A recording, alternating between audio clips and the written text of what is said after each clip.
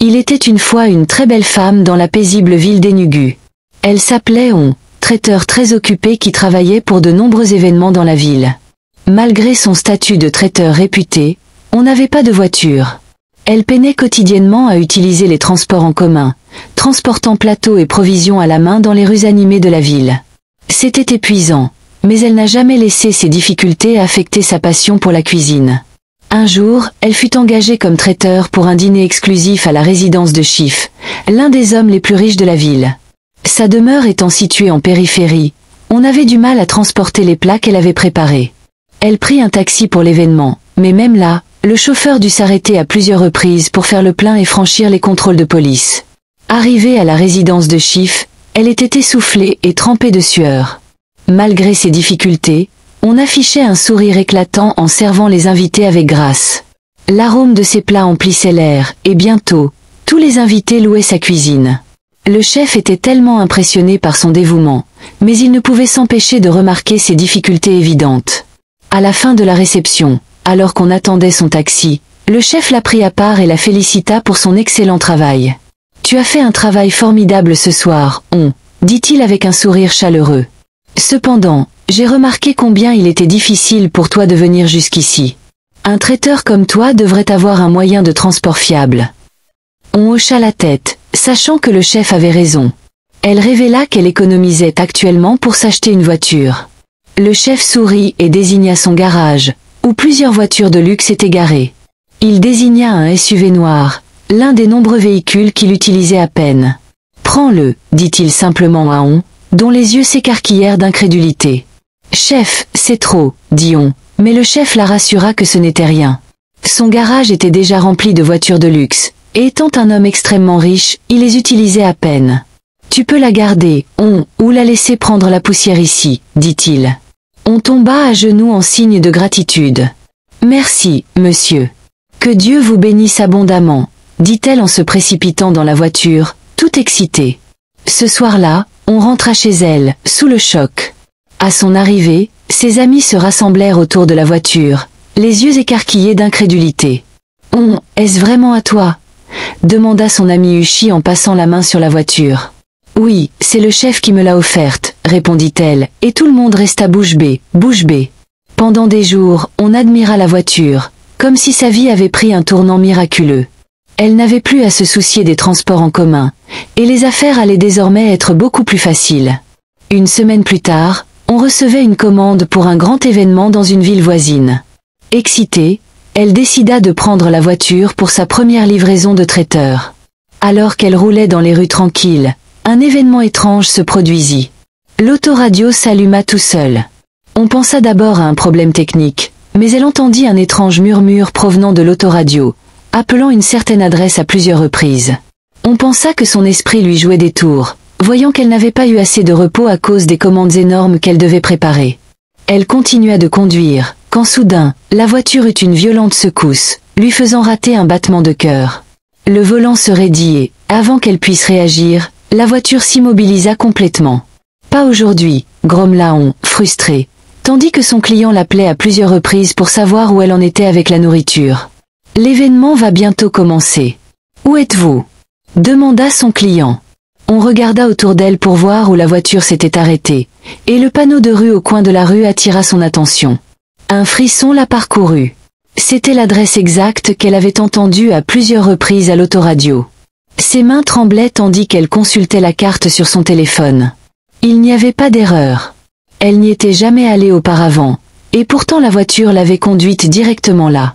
On déglutit difficilement, se demandant ce que cela pouvait bien signifier. Elle regarda autour d'elle, mais rien ne semblait suspect. « Est-ce la voiture qui m'a amenée ici ?» se demanda-t-elle, se demandant ce que tout cela signifiait.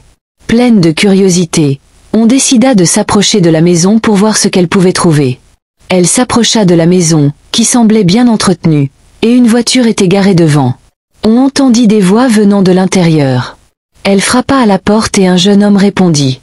On, sachant combien il était gênant de frapper à la porte d'un inconnu sans explication valable, s'excusa rapidement de le déranger. « Je suis vraiment désolée de vous déranger, mais ma voiture s'est arrêtée juste devant chez vous, et je voulais savoir si vous connaissiez un mécanicien dans le coin, expliqua-t-elle. L'expression du jeune homme changea instantanément. Son sourire amical s'estompa et il fit un pas en arrière, regardant par-dessus le SUV noir garé au bord de la route. « Tu es venu dans cette voiture ?» demanda-t-il, la voix empreinte de peur. On resta là, à regarder le jeune homme la prévenir de ne plus jamais s'approcher de lui. Il lui claqua la portière au nez, la laissant sous le choc. On resta figé, les yeux fixés sur la portière fermée. Son cœur battait fort. Que vient-il de se passer? Pourquoi a-t-il réagi comme ça? Se demanda-t-elle en retournant vers sa voiture, mal à l'aise. La route était silencieuse et l'air était lourd de tension. Quelque chose n'allait vraiment pas, et on le sentait. Prenant une grande inspiration, elle sortit son téléphone, qui sonnait. On décrocha et entendit une voix étrange lui ordonner de courir. Terrifiée, on se précipita vers la voiture, qui démarra aussitôt. Elle se rendit rapidement au restaurant et croisa son client furieux, qui la fusilla du regard, les bras croisés. « Quel genre de comportement ?» s'exclama le client avec colère. On balbutia des excuses et commença à décharger la nourriture de la voiture. Des sueurs froides lui coulaient dans le dos, et la peur la submergeait tandis qu'elle se demandait quoi faire. L'idée de rentrer chez elle la terrifiait, mais on n'avait pas le choix. Elle ne pouvait pas abandonner la voiture chez son client, mais elle savait qu'elle devait agir. Rassemblant tout son courage, elle monta dans la voiture, décidée à la rendre au chef. Alors qu'elle roulait sur la route, on sentit un étrange mouvement à l'intérieur. Elle chercha à comprendre ce qui se passait lorsque des centaines de verres sortirent de dessous la voiture et la recouvrirent de tout son corps. On était terrifiés. Elle hurla de toutes ses forces en faisant des embardées incontrôlables. Sa vision se brouillait de peur, et ses mains tremblaient tandis qu'elle tentait de garder le contrôle du volant. Les vers rampaient sur ses bras, son visage, ses jambes partout. Leur corps minuscule et froid lui donnait des frissons. Elle écrasa le pied sur le frein et la voiture s'arrêta dans un crissement de pneus au milieu de la route. Haletante, elle ouvrit la portière et sauta à l'extérieur, se frottant frénétiquement le corps. Mais lorsqu'elle baissa les yeux, il n'y avait rien, pas de verre, pas de mouvement. Sa poitrine se soulevait et s'abaissait rapidement tandis qu'elle essayait de reprendre son souffle. « Est-ce que je perds la tête ?» se demanda-t-elle. Les phares de la voiture clignotèrent, puis la voix revint. « Monte, dit-elle. » On haleta et s'éloigna de la voiture. Elle se retourna pour courir, mais ses jambes refusaient de bouger. Elle avait l'impression que quelque chose la retenait. Des larmes lui montèrent aux yeux. Elle devait partir. Elle devait ramener la voiture au chef et exiger des réponses. Rassemblant tout son courage, elle se força à remonter dans la voiture. Dès qu'elle s'assit, les portes se verrouillèrent automatiquement. Elle frappa à la vitre en hurlant, mais il n'y avait personne pour l'aider. Puis, la voiture se mit à avancer toute seule. On serra le volant, mais il ne tournait pas. Les pédales ne répondaient pas non plus. Elle était coincée. La voiture prit de la vitesse, fonçant droit vers la périphérie de la ville. Elle ignorait où elle allait jusqu'à ce qu'elle s'immobilise complètement. À sa grande surprise, on se retrouva de nouveau devant l'étrange maison qu'elle avait vue plus tôt. La voiture était garée devant. On sentait ses mains trembler tandis qu'elle était assise dans la voiture, fixant la maison, dont la porte semblait entr'ouverte. Lentement, elle sortit de la voiture et se dirigea vers la maison. On entendait son cœur battre dans sa poitrine.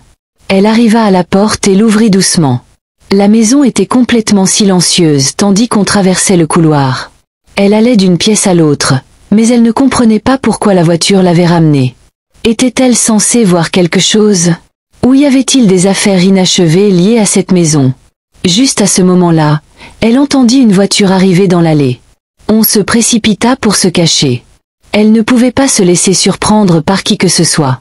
Elle se cacha dans l'armoire tandis que la porte se refermait. On ne pouvait pas risquer d'être surprise. Elle retint son souffle en jetant un coup d'œil par la porte de l'armoire, espérant voir ou entendre quelque chose, lorsque soudain la porte de la chambre s'ouvrit brusquement et que le jeune homme Delia entra. Il paraissait terrifié en composant un numéro sur son téléphone. Le téléphone sonna à plusieurs reprises, et après plusieurs tentatives, la personne à l'autre bout du fil décrocha. On sentait la tension dans la pièce. Elle aurait aimé entendre ce qu'il disait, mais il parlait une langue différente, ce qui l'empêchait de comprendre. Les mains de l'homme tremblaient tandis qu'il parlait, sa voix emplie de peur tandis qu'il jetait constamment des coups d'œil vers la fenêtre. Terrifiée, on resta complètement immobile, le cœur battant la chamade. Elle n'osa pas bouger, car elle ne pouvait pas risquer d'être surprise. La conversation s'interrompit, et l'homme prit immédiatement ses clés et quitta la maison. On ne parvenait pas à se défaire du sentiment que quelque chose n'allait pas. Elle sauta hors de l'armoire et regarda par la fenêtre, où elle vit l'homme fixer la voiture avec terreur. Le souffle d'On s'accéléra. Elle se cacha derrière les rideaux, observant l'homme contourner prudemment le SUV noir, l'air rempli de peur et d'incertitude. Ses doigts effleurèrent le capot en reculant, comme si la voiture pouvait reprendre vie à tout moment. Après quelques secondes de tension, il jeta un coup d'œil par-dessus son épaule pour vérifier si quelqu'un l'observait, puis monta précipitamment dans sa voiture et démarra. Panquée, on laissa échapper un soupir tremblant. Elle devait savoir ce qui se passait. Rassemblant tout son courage, elle sortit de la maison sur la pointe des pieds et s'approcha du SUV. On hésita, la main posée sur la poignée de la portière. Elle se demanda si c'était une bonne idée de remonter dans la voiture. La voiture allait-elle la piéger à nouveau ? Se demanda-t-elle lorsque soudain le coffre s'ouvrit tout seul. On était si pétrifié qu'elle tremblait de tout son corps en s'approchant du coffre, poussée par un mélange d'effroi et de curiosité. Elle s'avança et regarda à l'intérieur. Un frisson la parcourut en apercevant une écharpe tachée de sang à l'intérieur du coffre. On sentit un frisson la parcourir. Elle fixa l'écharpe, se demandant si elle avait un rapport avec les événements étranges qui s'étaient produits. À ce moment-là, on n'en put plus. Elle monta dans la voiture, déterminée à la rendre à Schiff. Elle conduisit pendant des heures, terrifiée à l'idée qu'il se passe quelque chose d'étrange, mais rien ne se passa. Alors qu'elle s'apprêtait à tourner dans la rue de Schiff, on aperçut à nouveau l'homme étrange, sortant de chez Schiff. Son corps tout entier se figea, de nombreuses pensées la traversant. Ses mains tremblaient sur le volant, se demandant ce que l'homme étrange faisait chez Schiff. Schiff le connaissait-il ? Quel lien y avait-il entre eux ? Telles étaient les questions qui hantaient On lorsqu'elle décida de rentrer chez elle pour réfléchir. Elle devait rassembler plus d'informations avant d'affronter le chef. Cette nuit-là, on perdit le sommeil, se tournant et se retournant dans son lit, repensant aux événements des derniers jours. La voiture, l'homme étrange, l'adresse, tout était lié, mais on ne comprenait pas comment. Au matin, elle décida d'aller voir la seule personne qui, selon elle, aurait les réponses. On conduisit la voiture avec hésitation jusqu'à un vieil homme nommé Babaji, une personnalité respectée de la ville, doté d'excellentes relations et d'un accès facile aux informations. On se souvint comment Babaji avait aidé son ami Uchi à retrouver l'homme qui avait volé sa voiture sous la menace d'une arme. Même la police, après des jours d'enquête, n'avait pas réussi à le retrouver. Mais Babaji, grâce à ses relations, trouva le coupable après quelques appels téléphoniques. On savait que si quelqu'un pouvait déchiffrer ce qui s'était passé, ce serait lui. Elle entra dans son atelier de mécanique, et Babaji fut stupéfait de la voir. Il essuya ses mains graisseuses sur sa salopette et s'approcha d'elle, lui demandant où elle avait trouvé la voiture. On lui raconta toute l'histoire, comment le chef lui avait offert une voiture qui était devenue son pire cauchemar. Babaji l'écouta tandis que son visage s'assombrissait. « Ma fille », commença-t-il à voix basse, « cette voiture a une histoire très sombre, une histoire que je crois ne vous a pas racontée. » On sentait son cœur battre la chamade. « Que voulez-vous dire ?» demanda-t-elle en serrant fermement ses mains. Babaji soupira profondément et lui dit de le suivre dans son atelier. Il fouilla dans une pile de vieux journaux et en sortit un. Il l'étala pour rond, tapotant du doigt un titre précis. Les yeux d'On s'écarquillèrent en parcourant l'article. Une jeune femme, identifiée comme Shinlo Okao, fille unique du chef Emma Okao, avait disparu sans laisser de traces 5 ans auparavant. Le rapport révélait que Shinlo avait été vue pour la dernière fois au volant du SUV noir. On eut le souffle coupé en se remémorant l'écharpe tachée de sang qu'elle avait trouvée dans le coffre de la voiture. Babaji lui raconta l'histoire. On pensait que Schiff était impliqué dans la disparition de sa fille.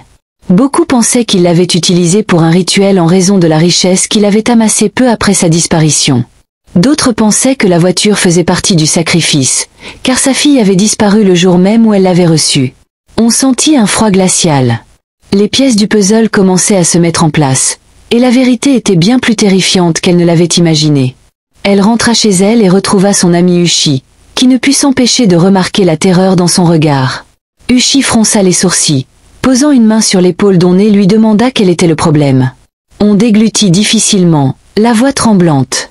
Uchi, Schiff, il a sacrifié sa propre fille. Les yeux d'Uchi s'écarquillèrent d'horreur. Quoi ? Tu es sûr ? On hocha la tête. Babaji m'a montré un vieux journal. Elle s'appelait Shinlo, et c'était la fille unique du chef. Elle avait disparu 5 ans plus tôt. La dernière fois qu'on l'a vue, elle conduisait cette même voiture. On pense que le chef l'utilisait pour des rituels et que cette voiture faisait partie du sacrifice. Tu dois te débarrasser de cette voiture, dit Ushi à On, dont le visage se tordit de frustration. C'est bien là le problème, Ushi. Je ne peux pas m'en débarrasser comme ça. Le chef va me chercher, et je suis terrifiée. Je ne sais pas quoi faire, dit-elle. Ushi, cependant, avait un plan. Elle travaillait dans un spa où l'épouse du chef, Lady E, se rendait fréquemment. Ushi avait entendu Lady E parler avec son ami d'un projet de divorce. D'après ce qu'Ushi avait entendu, Lady E soupçonnait son mari d'être impliqué dans des affaires obscures, mais elle n'avait jamais eu aucune preuve. Quelque chose avait changé récemment, et Lady E était désormais déterminée à le quitter pour de bon. Ushi se tourna vers On, les yeux brillants d'espoir. Si la femme du chef envisage déjà de divorcer, elle pourrait être disposée à vous aider. C'est peut-être l'occasion de le démasquer. On hésita. Tu crois qu'elle va me croire? Ushi hocha fermement la tête. Elle se doute déjà de quelque chose. Si tu lui donnes des preuves tangibles, elle aura peut-être enfin le courage de le faire tomber. On prit une profonde inspiration. Elle n'avait rien à perdre et décida de tenter sa chance.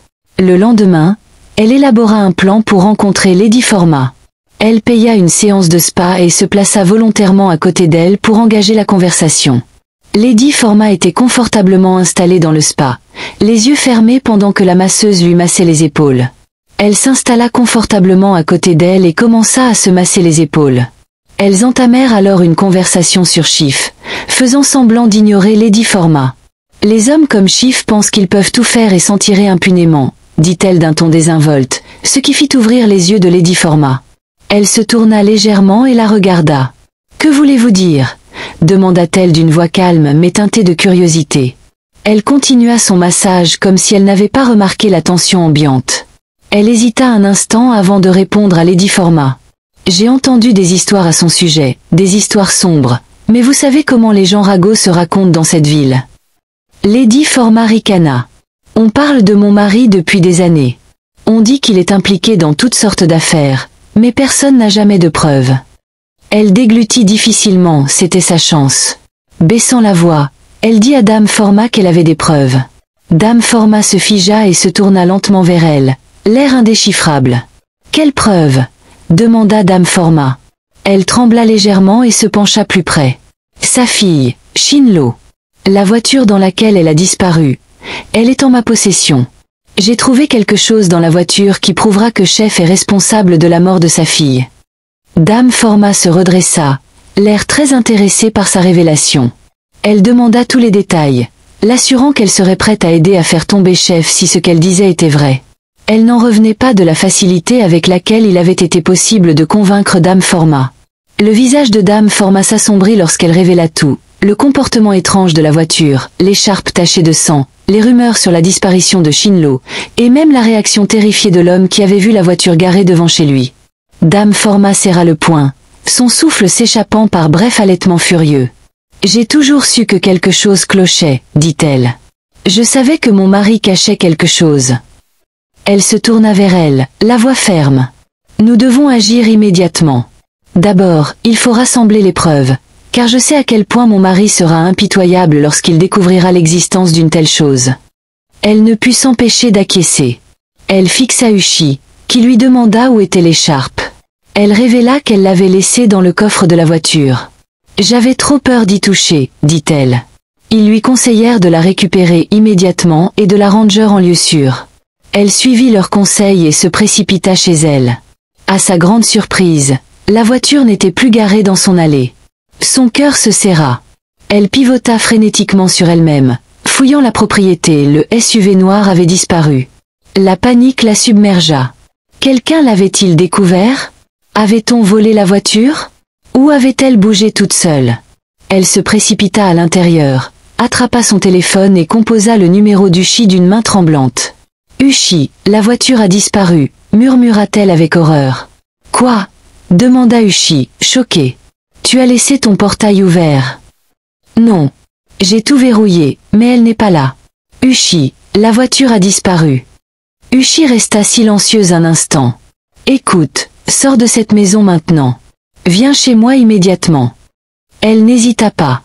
Elle attrapa son sac à main et se précipita hors de la maison, la peur la serrant comme un étau. Elle héla un tricycle qui passait et ordonna au chauffeur de la conduire directement chez Ushi. Lorsqu'elle arriva, ses mains tremblaient de façon incontrôlable. Ushi la tira à l'intérieur et verrouilla la porte. « Quelqu'un t'a vu ?» demanda Ushi.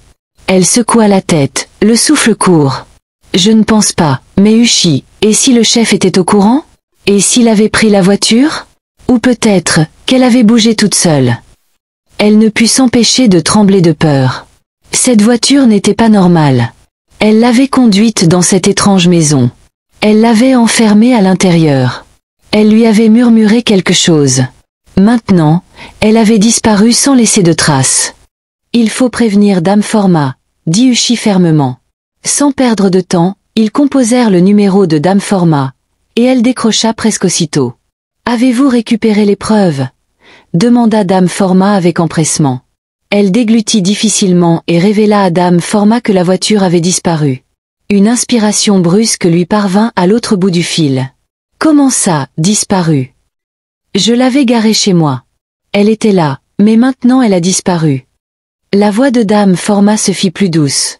Elle l'exhorta à se cacher, révélant que son mari se comportait bizarrement depuis le matin. « Il a quitté la maison précipitamment ce matin après avoir reçu un appel, » dit Dame Format. Elle sentit une boule se former dans sa gorge. Terrifiée par ce que Chef allait lui faire, elle commença à réfléchir à la suite. Alors qu'ils étaient assis là, confus, Dame Format appela de nouveau pour révéler que Chef avait envoyé des hommes à leur trousse. « Écoutez-moi, » dit Dame Format. « Je crois que mon mari a envoyé ces hommes à vos trousses. Disparaît. » Elle raccrocha. Ushi et elle se mirent à trembler. Ils ne pouvaient pas laisser les hommes du chef les trouver dans la maison. Alors ils ramassèrent quelques objets et se mirent à courir se mettre à l'abri. Alors qu'ils s'apprêtaient à sortir en courant, un groupe d'hommes armés fit irruption. Elle se figea tandis que les hommes armés faisaient irruption dans la pièce, le cœur battant à tout rompre. Il n'y avait nulle part où aller. « Ne bougez pas !» aboya l'un des hommes en pointant son arme sur eux. Il s'avança vers eux, baissant les yeux. Soudain, il se figea sous le choc en la voyant. « Madame !» dit-il avec excitation. Elle le regarda, perplexe. « Je vous connais ?» demanda-t-elle. L'homme baissa son masque pour révéler son visage. Elle n'en croyait pas ses yeux. Devant elle se trouvait un homme qu'elle avait aidé des années auparavant. Lors d'un événement pour lequel elle était traiteur, un homme affamé s'était approché d'elle, mendiant de la nourriture. Ses vêtements étaient en lambeaux et son visage était creusé par la faim. Elle lui avait donné une généreuse portion de nourriture et en avait même préparé un peu plus pour qu'il puisse en emporter chez lui. À présent, le même homme se tenait devant elle, une arme à la main. « Tu m'as aidé autrefois, » dit-il en baissant complètement son arme. « Tu m'as donné à manger alors que je n'avais rien. » Elle déglutit difficilement, se demandant quel serait son sort maintenant qu'elle avait vu son visage. Les autres hommes armés regardèrent leur chef, perplexes. Ils demandèrent ce qu'ils devaient faire d'eux, et leur chef ordonna qu'ils soient libérés. Tremblant encore de peur, elle demanda à l'homme pourquoi le chef voulait leur mort. L'homme répondit qu'il ne travaillait pas pour le chef. Elle et Ushi échangèrent un regard stupéfait, tandis qu'elle lui demandait pour qui il travaillait. L'homme secoua la tête, la fixant droit dans les yeux. « Je travaille pour quelqu'un d'autre, quelqu'un d'encore plus dangereux. » Un frisson la parcourut lorsqu'elle comprit de qui il s'agissait.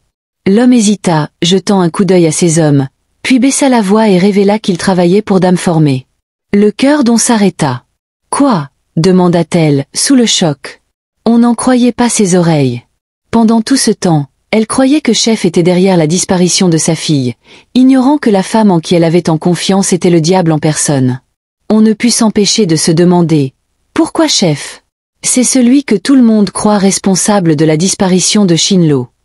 L'homme secoua la tête en la regardant droit dans les yeux.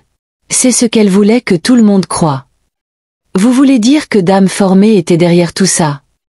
L'homme acquiesça d'un hochement de tête. Dame Formée a tout planifié. Shinlo n'a jamais vraiment été sa fille. On sentit l'air quitter ses poumons. Que voulez-vous dire? Le visage de l'homme était sombre. Le jour où Dame Formée a accouché, elle a perdu son enfant. Le bébé n'a pas survécu, mais personne ne le savait, pas même le chef. Elle a payé une infirmière de l'hôpital pour qu'elle échange son enfant mort contre un autre nouveau-né. On sentait ses genoux faiblir. Elle trébucha, agrippée au bras du chi pour se soutenir. L'homme poursuivit. Ce nouveau-né était Shinlo. Elle n'a jamais vraiment été la fille du chef, mais le chef l'aimait comme elle l'était.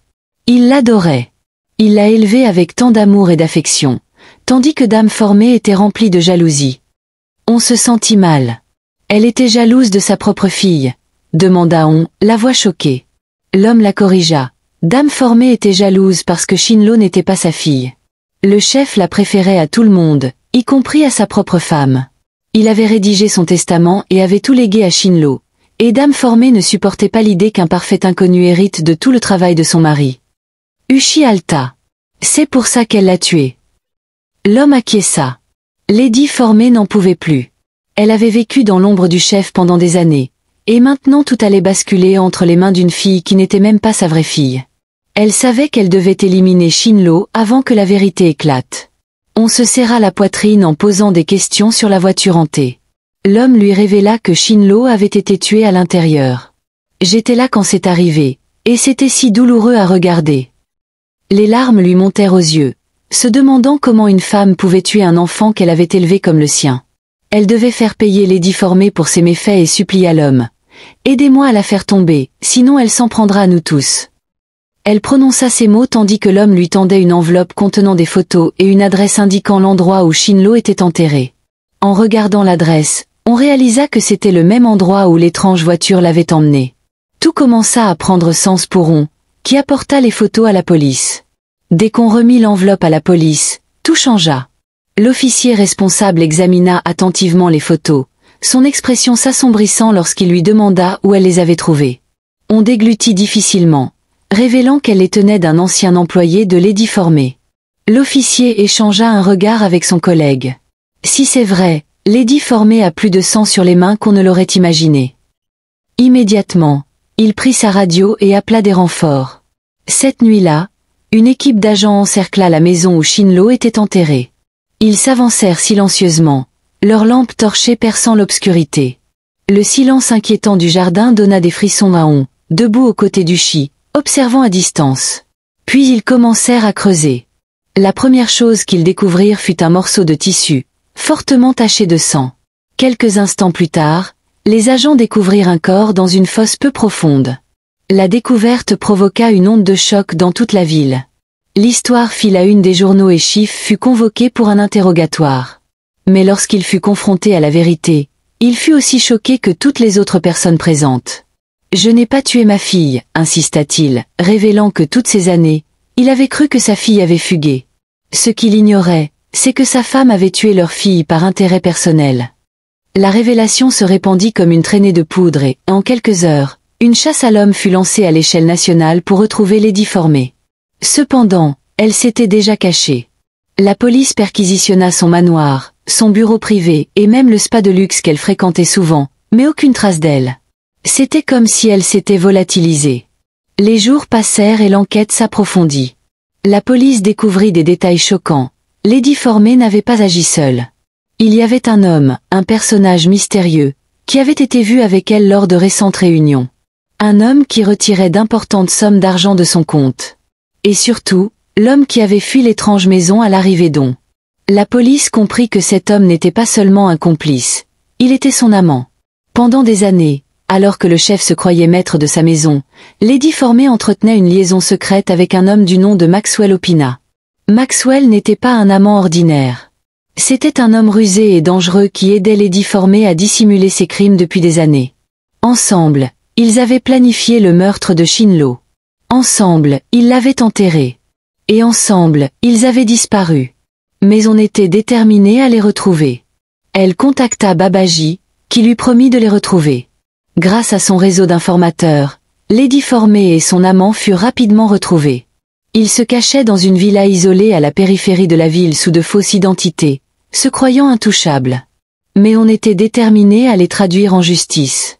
Elle transmit l'information à la police, qui lança une opération secrète pour les appréhender. Au cœur de la nuit, la police fit une descente dans la villa et encercla la propriété. À l'intérieur, Lady Formée et Maxwell profitaient d'une soirée tranquille, complètement inconscients du malheur qui les menaçait. Au moment où ils entendirent la police enfoncer la porte d'entrée, ils sursautèrent de panique. Lady Formée se précipita vers la porte de derrière, mais elle se retrouva face à une rangée d'agents armés, les armes braquées sur elle. Il n'y avait nulle part où fuir. L'agent principal prononça ces mots tandis que son amant prenait une arme sur la table, prêt à se frayer un chemin. Mais avant qu'il ne puisse tirer, un agent le plaqua au sol, le désarmant instantanément. Tandis qu'on lui passait les menottes, Lady Formée se tourna vers son amant, qui la blâma pour tout ce qui s'était passé. Lady Formée n'arrivait pas à croire qu'il la blâmait après tout ce qui s'était passé entre eux. Elle se confia à la police au sujet d'autres crimes qu'il avait commis pour tenter de se sauver, mais la police n'était pas prête à la libérer. Elle était déterminée à les faire payer pour leurs crimes. Les policiers les séparèrent, leurs cris s'estompant dans la nuit tandis qu'ils étaient jetés dans des véhicules de police séparés. On observait de loin, debout aux côtés du Chi, les mains tremblantes. Pourtant, son cœur était en paix, sachant que justice avait enfin été rendue. Alors que le convoi de police disparaissait dans la nuit, une rafale de vent glacial la frappa, la faisant frissonner. Elle tourna son regard vers le SUV noir garé devant la maison. Pour la première fois depuis le début du cauchemar, la voiture était silencieuse. Pas de murmure, pas de voix étrange, et surtout, aucune sensation de chaleur ne surgissait de l'ombre. On expira en tremblant, certaine d'une chose, l'esprit de Shinlo avait enfin trouvé la paix. C'est ainsi qu'un crime vieux de plus de 5 ans fut résolu par une femme qui ne désirait qu'une voiture pour se déplacer plus facilement. La leçon à tirer de cette histoire est que rien ne reste caché éternellement. La vérité finit toujours par refaire surface, aussi profondément enfouie soit-elle. Lady Formée croyait pouvoir effacer son crime, mais le destin en avait décidé autrement. La justice prend du temps, mais elle finit toujours par arriver, souvent par les moyens les plus inattendus. Une autre leçon à retenir est que les actes de bonté peuvent se manifester de manière inattendue. L'acte altruiste dont, nourrissant un homme affamé il y a des années, lui a finalement sauvé la vie. Cela nous rappelle que même le plus petit bien peut avoir un impact durable. Enfin, la cupidité et la jalousie ne mènent qu'à la destruction. L'envie et le désir de richesse de Lady Formée l'ont conduite à commettre un crime impardonnable, mais au final, elle a tout perdu. Peu importe notre désir de pouvoir ou de richesse, lorsque nous les obtenons par des moyens maléfiques, ils finiront par causer notre perte. J'espère que vous avez apprécié l'histoire.